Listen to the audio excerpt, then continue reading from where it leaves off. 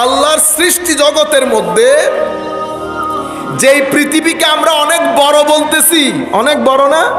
High কাকা, এটা আপনি যদি নর্থ আমেরিকা দিয়ে কটুক যান তো দেখবেন পৃথিবী শেষ হয়ে গেছে, পৃথিবী বাউন্ডারি এসে গেছে, আর আপনি যাইতে পারতেছেন না।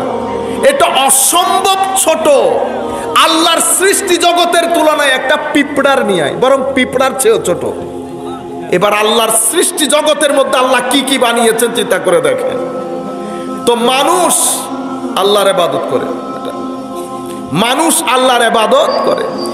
মানুষ বাদে পশু পাখি, পাথর, গাছ, পাহাড়, আমার আল্লাহ কোরআনে পাকের মধ্যে বলছেন প্রত্যেক কিছু আল্লাহর তসবিহ পড়ে।